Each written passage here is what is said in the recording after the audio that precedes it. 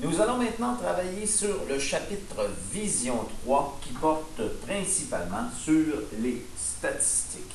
Donc, nous allons voir ce qu'est une étude statistique, nous allons parler des méthodes d'échantillonnage et observerons les sources de biais, les sources d'erreurs qui peuvent apparaître dans notre sondage. Alors, tout d'abord, on parle d'études statistiques, donc on effectue une étude statistique lorsqu'on collecte, on classe, on analyse et on interprète des données statistiques afin d'en tirer des conclusions et des prévisions. Le domaine des statistiques, le sport en est rempli, les médias sont remplis d'études statistiques, on nous bombarde de statistiques.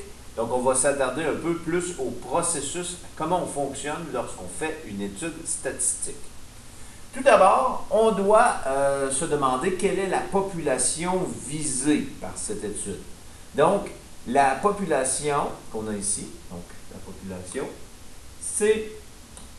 population, c'est l'ensemble des êtres ou des choses qui font l'objet de l'étude statistique. Donc, ici, la population, ce sont tous les êtres ou les choses qui sont visées par notre étude statistique. Donc, on vise une population, mais généralement, s'adresser à une population au complet ou tester une population complète, ça peut être long et coûteux. Donc, généralement, on va procéder à l'aide de ce qu'on appelle un échantillon. Donc, qu'est-ce qu'un échantillon? Ben, un échantillon, c'est un sous-ensemble de la population.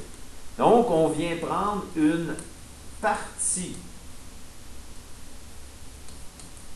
de la population qui forme notre échantillon. Et bien, la taille de l'échantillon, ben, c'est le nombre d'éléments qu'elle comporte.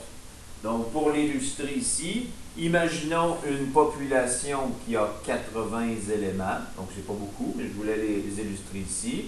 Donc, une population qui est composée de X et de O ici. Et on vient choisir, on vient prendre un sous-ensemble, donc une partie de la population, qu'on appelle l'échantillon. Donc, on pourrait questionner, par exemple, 30 personnes sur 80 ou étudier 30 objets parmi les 80 pour tirer des observations, pour l'analyser, les classer, okay? Donc tirer des conclusions et faire des prévisions. Donc, par exemple, si on désire planifier la journée d'activité d'hiver pour 1000 élèves de l'école, donc pour les 1000 élèves, on interroge 150 élèves sur les activités souhaitées lors de cette journée. Donc, quelle est la population visée par cette étude statistique? On parle des 1000 élèves, donc l'ensemble des élèves de l'école.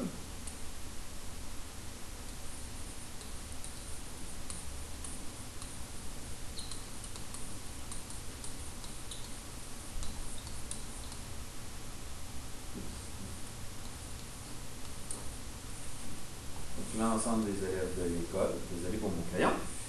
Et l'échantillon visé par cette étude, donc ce sont les 150 élèves sélectionnés. Donc l'échantillon, on va questionner 150 parmi l'ensemble des 1000 élèves de l'école. Voilà, donc c'est lancé une étude statistique, la notion de population et d'échantillon.